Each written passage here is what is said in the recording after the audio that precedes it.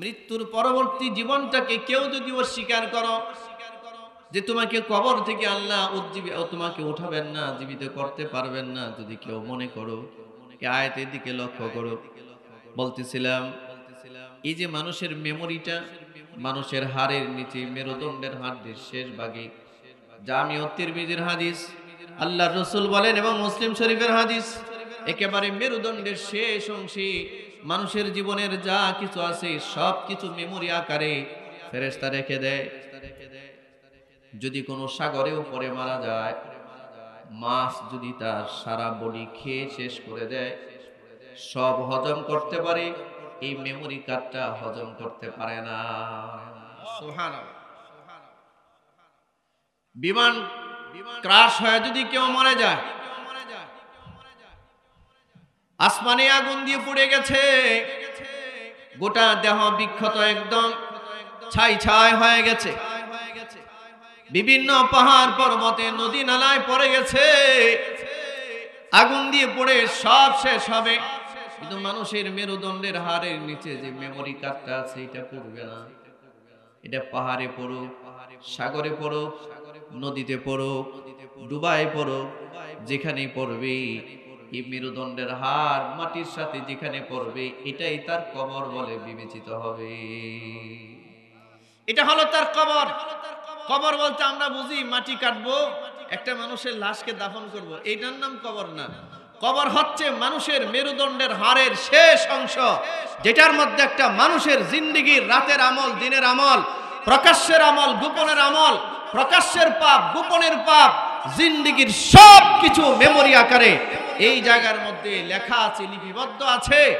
এই বরাবর ইসরাফিল যখন সিংগায় ফুৎকার দিবেন, দ্বিতীয় ফুৎকারের পরে আল্লাহর আরশের নিচ থেকে বৃষ্টির আকারে একটা বৃষ্টি জমিনের মধ্যে আসবে। সর্বপ্রথম যখন সিংগায় ফুৎকার দেওয়া হবে, সারা জমিন সমান হবে, ব্যঙ্গে সব চুরমার হবে। এগুলো আপনারা জানেন, শুনছেন, এটা বলার দরকার নাই। উঁচু উঁচু কোথাও থাকবে না, পাহাড় পর্বত থাকবে না, নদী নালা আর সাগর মহাসাগর থাকবে না, সব স্থল বাঘ হয়ে যাবে। এই মানুষগুলো উলট পালট হয়ে যাবে, কার কবর কোথায় আছে কোনো ঠিক ঠিকানা থাকবে না। মানুষগুলোকে কবর থেকে কেমনে উঠাবেন আল্লাহ? আরশের নিচ থেকে ইসরাফিলকে বলবেন, ইসরাফিল এবার আরেকটা ফুৎকার দাও। সিংগায় কিন্তু ধারাবাহিকভাবে 3টা ফুৎকার হবে। ইসরাফিল আলাইহিস সালামকে দ্বিতীয়বার ফুৎকারের আদেশ যখন দেওয়া হবে, দ্বিতীয়বার ফুৎকারের আদেশ দেওয়ার সাথে সাথে আল্লাহর আরশ থেকে, আরশের নিচ থেকে একটা বৃষ্টি বর্ষণ হবে। বৃষ্টি, এই চুপ, কি বর্ষণ হবে? বৃষ্টি। বৃষ্টি আপনার জন্য বৃষ্টির একটা ফোঁটা বরাদ্দ, আমার জন্য বৃষ্টির একটা ফোঁটা বরাদ্দ। এই যে মেমোরি কার্ড, মেমোরি কার্ড, এই মেমোরি কার্ডে আমার টোটাল আইডেন্টিফিকেশন, আপনার, আমার নাম, আমার বাবার নাম, আমার মার নাম, আমার ব্লাড গ্রুপ, আমার আইরিন, আইরিন, এই যে এটা চোখের যে একটা মনি আছে, এটার আলাদা একটা আইডেন্টিফিকেশন আছে, আমার আইরিশ প্রিন্ট, তারপরে আমার ফিঙ্গার প্রিন্ট, সব কিছু এই মেমোরি কার্ডে দেওয়া আছে। এই নামে আরেকটা কপি আল্লাহ তাআলার আরশে আজিমের নিচে আছে। এই মেমোরি কার্ডের দ্বিতীয় কপিটা যখন সিংগায় ফুৎকার দেওয়া হবে, আরশের নিচ থেকে বৃষ্টির আকারে এই যে মানুষের মেরুদণ্ডের সর্বশেষ অংশটা যে মাটিতে পড়ে থাকবে, ওই বৃষ্টির ফুটাটা এই মাটির উপরে পড়বে, মেরুদণ্ডের শেষ অংশের মেমোরি কার্ডে পড়বে, সাথে সাথে কবরের মাটি ফেটে ওয়া ইযাল কুবুর বু'থিরাত, মানুষ কবর থেকে উঠে যাবে। আল্লাহু আকবার, চিৎকার করে বলেন আল্লাহু আকবার। বিশ্বাস হয় নাই? কার কার হইছে হাত উঠান। এটা হচ্ছে কবর থেকে মানুষকে উঠাবার একটা পদ্ধতি আল্লাহ। এটা বানানো কথা নয়, হাদিস বলছি। তার মানে আপনি এটা বুঝতে পেরেছেন যে আপনাকে কবর থেকে উঠানো হবে, এটা বুঝতে পেরেছেন? কবর থেকে উঠানো হবে আপ্যায়নের জন্য। বলেন আপনার আমার যে আমলের জিন্দেগির যে হালত, কি হবে কবর থেকে যখন উঠবো, আমার হালত কি হবে? মুসলমান ভাইয়েরা আমার, এই কবর থেকে যখন একটা মানুষ উঠবে, আল্লাহ রাব্বুল আলামিন বলেন, ইয়া আইয়ুহান নাস, হে মানব জাতি, ইন কুনতুম ফি রাইবিম মিম্মা ইন কুনতুম ফি রাইবিম মিনাল বা'স, মৃত্যুর পরে কবর থেকে তোমাকে আমি পুনর্জীবিত করব। এই কথাটায় যদি তোমাদের কারো কোনো সন্দেহ জাগ্রত হয়, কেউ যদি মনে করো এটা ভুয়া কথা, মৌলবীরা বলেই থাকে এরকম কিছু, এটার কোনো সায়েন্টিফিকলি ব্যাখ্যা নাই, এটার কোনো বৈজ্ঞানিক ব্যাখ্যা নাই, মানুষ কবর থেকে উঠবে, এটা যদি কেউ বলে থাকে, আল্লাহ রাব্বুল আলামিন বলেন, শোনো, আমার কালামের দিকে লক্ষ্য করো। যদি মনে করো হাজার বছর কবরে শুয়ে থাকলে পরে এই কবর থেকে আমি মনে হয় তোমারে উঠাতে পারবো না, যদি কেউ মনে করো, কোরআনের আয়াতটার দিকে একটু তাকাও। রব্বুল আলামিন বলেন, শোনো, فإنا خلقناكم من تراب। আচ্ছা, তুমি তো ভাবতেছো তোমাকে মনে হয় আমি উঠাতে পারবো না, তাহলে একটু তোমার নিজের সৃষ্টির দিকে লক্ষ্য করো, আমি তোমাকে কোথা থেকে সৃষ্টি করেছি। فإنا خلقناكم من تراب। জানো, আমি কিন্তু তোমাদেরকে মাটি থেকেই সৃষ্টি করেছি। মানুষের সৃষ্টির মূল উপাদান কি? আপনারা কি আমার কথা বুঝতেছেন? কথা বুঝতে পারতেছেন? ভাষায় কোনো সমস্যা আছে? মানুষ সৃষ্টির মূল উপাদান হচ্ছে মাটি। এই জন্য আল্লাহ বলেন, ফাইন্না খালাকনাকুম মিন তুরাব, আমি আল্লাহ তোমাদেরকে সৃষ্টি করেছি মাটির সারাংশ থেকে। রব্বুল আলামিন বলেন, সুম্মা মিন নুতফা, এই মাটির সারাংশ থেকে সৃষ্টি করার অর্থ হচ্ছে মাটি ছাড়া পৃথিবীর কোনো ফল ফসল উৎপাদিত হয় না। আচ্ছা, মাটির সংস্পর্শ ছাড়া কোনো ফলের নাম আছে জানা আপনাদের? মাটির সাথে কোনো সম্পর্ক নাই, কোনো ফসল হয়? হ্যাঁ, ধান হয় কোত্থেকে, আম হয় কোত্থেকে, এই লিচু হয় কোত্থেকে, আরো যত রকমের ফল আর ফসল আছে, মাটির স্পর্শ ছাড়া কোনো ফল আর ফসল উৎপাদিত। এই মানুষ আম খায়, জাম খায়, কাঁঠাল খায়, ধান খায়, চাল খায়, যা আছে সব খায়। এই আপেল খায়, আঙ্গুর খায়, আনার খায়, সবকিছু খাওয়ার পরে মানুষের শরীরের মধ্যে এক ধরনের রক্তবিন্দু তৈরি হয়। এই রক্তবিন্দু থেকে নুতফার সৃষ্টি হয়, শুক্রাণুর সৃষ্টি হয়, শুক্রাণু। আল্লাহ বলেন, তোমাকে আমি আমার সাগর মহাসাগরের নিচে মাছ সৃষ্টি করেছি। এই মাছটা বঙ্গোপসাগরের তলদেশে বাস করে, জেলের জালে আটকিয়ে দিয়েছি। মাছটা বাজারে বিক্রি হয়েছে, চলে গেছে দিনাজপুর। মাছের জন্ম দিয়েছি আমি বঙ্গোপসাগরে, বিশেষ প্রক্রিয়ায় পাঠিয়েছি দিনাজপুর। তোমার পকেটে দিয়েছি কিছু টাকা, তুমি সেটা কিনেছো, সেটা খেয়েছো। মাছ খাওয়ার পর এরকম ভাবে আপেল সৃষ্টি করেছি, আঙ্গুর সৃষ্টি করেছি আমি মালয়েশিয়া, আপেল সৃষ্টি করেছি আমি সেই অস্ট্রেলিয়া। এগুলো জাহাজের মাধ্যমে তোমার দেশে পাঠিয়েছি, তোমার এলাকায় গিয়েছে, পকেটে কিছু টাকা দিয়েছি, কিনেছো, আঙ্গুর খেয়েছো, আপেল খেয়েছো, মাছ খেয়েছো, আম খেয়েছো, জাম খেয়েছো। সবকিছু বিভিন্ন জায়গা থেকে এনে আমি আল্লাহ তোমার মুখ দিয়া তোমার পেটে নিয়েছি। এটাকে চর্বিত চর্বণ করে তোমার দেহের মধ্যে রক্তবিন্দু সৃষ্টি করেছি, রক্ত থেকে শুক্রাণু সৃষ্টি করেছি। মানুষ সৃষ্টির উপাদান মূল হচ্ছে মাটি, এখান থেকে সব ফল ফসল সৃষ্টি, সেখান থেকে মানুষের শুক্রাণু সৃষ্টি। আল্লাহ রাব্বুল আলামিন বলেন, বান্দা শোনো, সুম্মা মিন নুতফা, এরপরে আমি আল্লাহ এটাকে শুক্রবিন্দুতে জমা করেছি। সুম্মা মিন আলাকা, শুক্রবিন্দুর পরে আমি আল্লাহ এটাকে আলাকা বানিয়েছি, জমাট রক্ত, জমাট রক্ত বানিয়েছি। এরপর আল্লাহ রাব্বুল আলামিন বলেন, সুম্মা মিন মুদগা, এরপরে আমি আল্লাহ তাআলা এটাকে একটা গোশতের টুকরায় রূপান্তরিত করেছি। সুবহানাল্লাহ। সব কিছু খাওয়ার পর স্বামী স্ত্রীর মিলনের পরে প্রবল বেগে এক ফোঁটা শুক্রাণু বাবার মেরুদণ্ড থেকে চলে যায়। মার দুই বুকের মাঝখানে একটা হাড় আছে, এখান থেকে এক টুকরা ডিম্বাণু চলে যায়।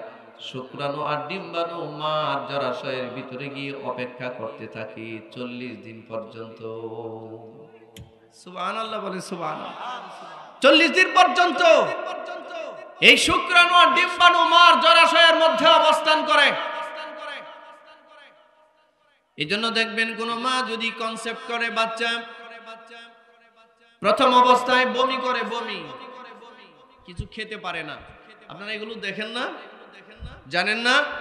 আল্লাহ রাব্বুল আলামিন বলেন, বান্দা শোনো, এই যে একের পর এক আমি রব্বুল আলামিন তোমাকে সৃষ্টি করার জন্য মাধ্যম সৃষ্টি করেছি। তোমার মার পেটের মধ্যে 40 দিন পর্যন্ত তোমাকে শুক্র হিসেবে আমি আল্লাহ রেখে দিয়েছি। কতদিন? নুতফা, নুতফা হিসেবে তোমার মার পেটে আমি 40 দিন রেখেছি। এরপরের 40 দিন এটাকে আমি আলাকা বানিয়েছি, জমাট বাঁধা রক্ত বানিয়েছি। সুবহানাল্লাহ। 40 দিন পর পর মার পেটের রেহামের ভিতরে মানুষের পরিবর্তন ঘটে। এরপরে 40 বছরে আমি আল্লাহ তোমাকে 40 দিনে মুদগা বানিয়েছে। মুদগা, মুদগা বলা হয় গোশতের টুকরাকে। কি কি? গোশতের টুকরা। আমরা জাস্ট একটা গোশতের টুকরা পর্যন্ত ছিলাম। 340 কতদিন হয়? 120 দিনে কয় মাস হয়? 4 মাস না?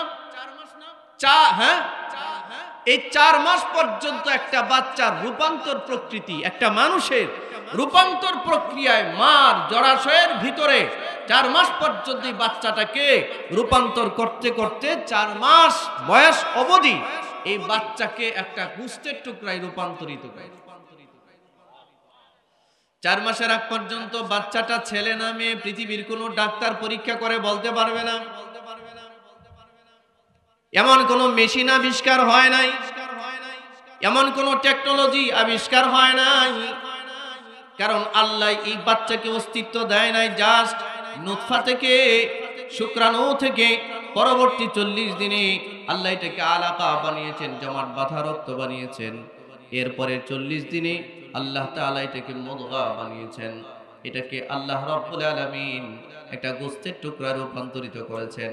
120 দিন বয়সে একজন ফেরেশতা আল্লাহ তাআলা মার রেহেমের ভিতরে পাঠায়। আল্লাহু আকবার বলেন। কতদিন বয়সে? 120 দিন মানে 4 মাস বয়সে মার রেহেমের ভিতরে একজন ফেরেশতা পাঠানো।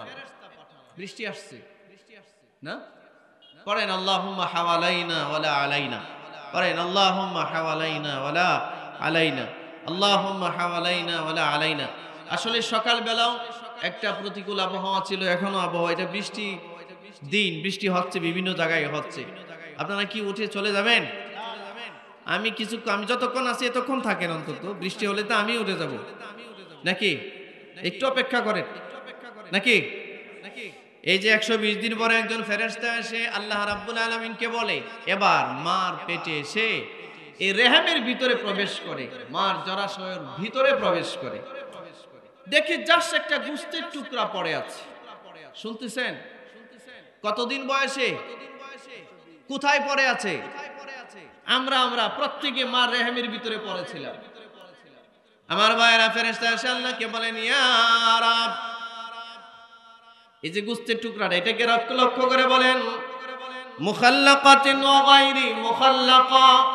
আল্লাহ, এই যে গোশতের টুকরাটা পড়ে আছে, আপনি কি এটাকে অস্তিত্বে আনবেন?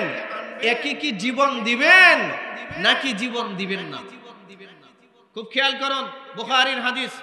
রাসূল বলেন যে ফেরেশতা এসে 120 দিন বয়সে এই বাচ্চার মার রেহেমের ভিতরে, জরাশয়ের ভিতরে ঢুকে আল্লাহকে প্রশ্ন করে। কি প্রশ্ন করে? আল্লাহ উঠায় দিলেন, ইয়া রাব, মুখাল্লাকাতিন ওয়া গায়রি মুখাল্লাকা, এই যে গোশতের টুকরা পড়ে আছে, আপনি কি এটাকে অস্তিত্বে আনবেন? আপনি কি একে মানুষ বানাবেন? আপনি কি তাকে রূহ দিবেন?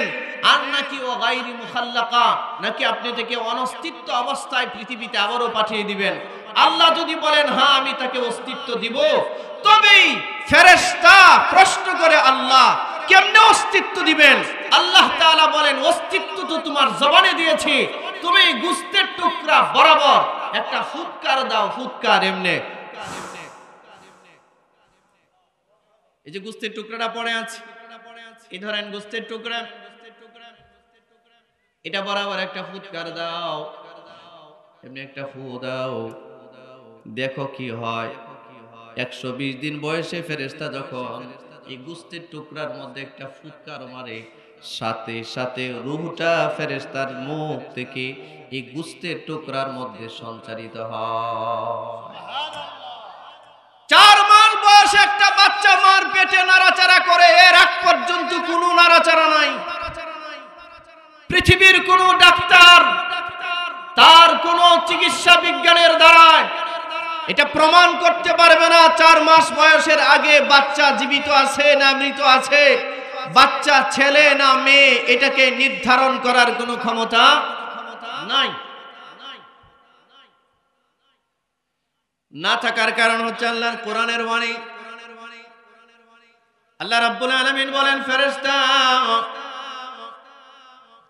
একটা কাগজ নাও, আমলনামা নাও, যখনই গোস্তের টুকরার মধ্যে ফুৎকার দেয়, ফুৎকার দেওয়ার সাথে সাথে আপনারা বিরক্ত হইতেছে, খারাপ লাগতেছে।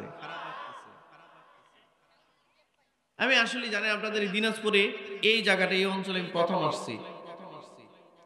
আপনারা আসলে কি শুনতে অভ্যস্ত আমার জানা নাই, তবে আমি এটা মনে করি, এটা বিশ্বাসও করি, যাই করেন না করেন কোরআন সুন্নাহর আলোচনা তার আলোকেই শোনা দরকার। শুধু গল্প কিচ্ছা কাহিনী বলে কান সুখ নিয়ে লাভ হয় না। আপনার একটা চেতনাও ভিতরে জাগ্রত হওয়ার দরকার আছে, ঠিক কিনা? বলবো না খারাপ লাগতেছে? আচ্ছা, আমাদের সমাপ্তিটা আমরা একটু জেনে যাই।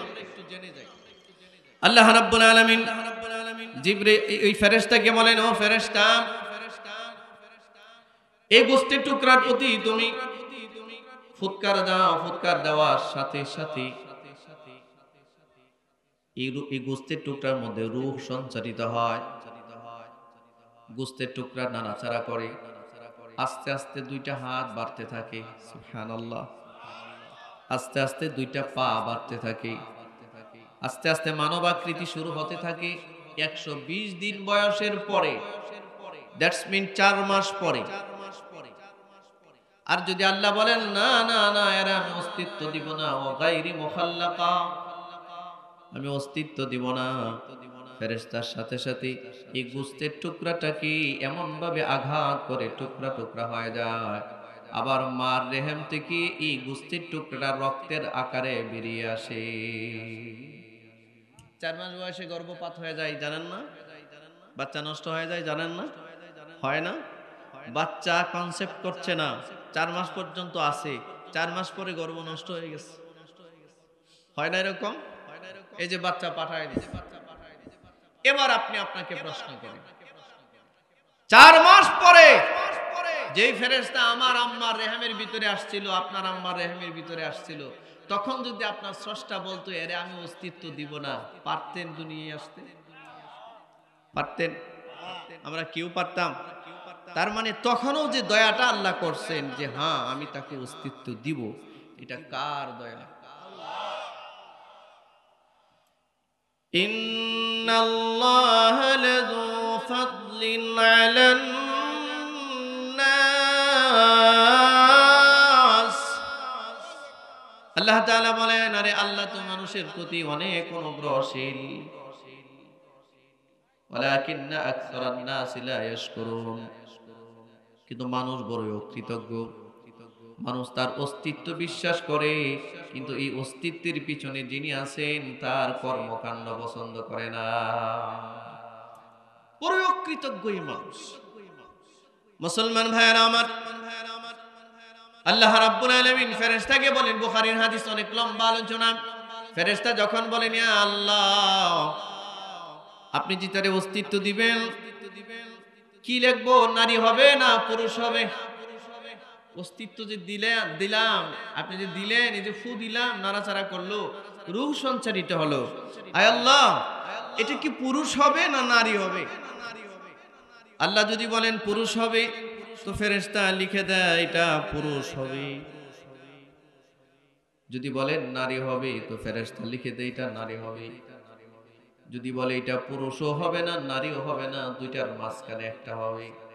হয় না? পুরুষও না নারীও না, দুইটার মাঝখানে একটা সৃষ্টি আছে, এটার নাম কি? আপনাদের এলাকায় কি বলে? হিজড়া। হাসার কি আছে? এটা তো একটা সম্প্রদায়, মানুষ তো তারা। এটা তাদের কোনো করণীয় আছে এখানে? তার কোনো কর্তৃত্ব আছে? কিছুই তো নাই। আল্লাহ বলে দিয়েছেন নারীও হবে না, পুরুষও হবে না, এটা তৃতীয় লিঙ্গের একটা সৃষ্টি আমি করব। এটা এই তৃতীয় লিঙ্গের সৃষ্টি এটা এই জন্য করব, যারা পুরুষ পূর্ণাঙ্গ পুরুষ, যারা পূর্ণাঙ্গ নারী, তারা যেন শিক্ষা গ্রহণ করে এই তৃতীয় লিঙ্গের মানুষগুলোকে দেখে, যে আমি আল্লাহ চাইলে তোমারও এরকম বানাতে পারতাম। আর আমরা হাসি তাদেরকে নিয়ে, ক্রিটিসাইজ করি তাদেরকে নিয়ে। সামাজিক কোনো মর্যাদা আমরা হিজড়াদেরকে দিতে চাই না। এটা মূর্খতা ছাড়া কিছুই নয়, অজ্ঞতা ছাড়া কিছুই নয়। একজন তৃতীয় লিঙ্গের মানুষের কোনো কর্তৃত্ব নাই। এটা আল্লাহ যেমন চেয়েছেন তিনি তেমন করে সৃষ্টি করেছেন। الذي خلقك فسواك فعدلك في أي صورة ما شاء ركبك। আরেকটু জোরে বলেন আল্লাহু আকবার। আল্লাহ বলেন বান্দা আমি তোমারে সৃষ্টি করেছি, আমি তোমাকে সুসামঞ্জস্য করেছি, আমি তোমাকে সুগঠিত করেছি, আমি তোমাকে যেমন চেয়েছি তেমন করেই সৃষ্টি করেছি। আমার কাছে ডিজাইনটা যা পছন্দ হয়েছে তোমাকে আমি এমন করেই সৃষ্টি করেছি। আপনার আমার দেহ বৈশিষ্ট্য যা আছে সবটুকুনের এই ক্রিয়েটর আল্লাহ, আর পছন্দ করেছেন আল্লাহ। কে? জোরে বলেন। মুসলমান ভাইরা আমার, আল্লাহ রাব্বুল আলামিন বলেন হে পৃথিবীর মানুষ, ফেরেশতা আমারে জিজ্ঞাসা করেছে আল্লাহ এ খাবে কি? নারী হোক পুরুষ হোক বুঝলাম, খাবে কি? কি খাবে? কোথায় মরবে? কোথায় দাফন হবে? কোথায় কবর হবে? কাকে বিয়ে করবে? কয়টা বাচ্চা হবে? যা যা দরকার সব ফেরেশতা আল্লাহকে প্রশ্ন করে। আল্লাহ বলেন এটা টোটাল সামারি আমার আরশের নিচে ওর নামে লেখা আছে, এই ফুল সামারিটা তুমি এটার সাথে সেট করে দাও। সুবহানাল্লাহ। বলে কি খাবে, কি করবে, কোথায় মরবে, শিক্ষিত হবে না অশিক্ষিত হবে, ডাক্তার হবে না ইঞ্জিনিয়ার হবে না আলেম হবে, সব লিপিবদ্ধ করা। ওই তো 120 দিন বয়সেই যখন অস্তিত্বে আসে একটা মানুষ মার পেটে, তখনই এই বাচ্চাটার আমলনামায়, তখনই এই বাচ্চাটা টোটাল সেটআপ তার আমলনামার সাথে সেট করে দেয় আল্লাহ। আশ্চর্যের ব্যাপার, আমার সমাজের কোন নারী, আমার সমাজের কোন সন্তান সম্ভবা কোন বোন কোনদিন কল্পনাও করে না 120 দিন বয়সে তার বাচ্চাটার কি হালত হচ্ছে, আল্লাহর পক্ষ থেকে তার ভাগ্য কি নির্ধারণ করা হচ্ছে, নেককার হবে না বদকার হবে, এই বাচ্চাটা মা বাবার অনুগত সন্তান হবে না মদখোর হবে, ইয়াবাখোর হবে, ইয়াবাখোর হবে, গাঁজাখোর হবে, মা বাবার অবাধ্য সন্তান হবে, এটা ডিসাইড হয়ে যায় 120 দিন বয়স।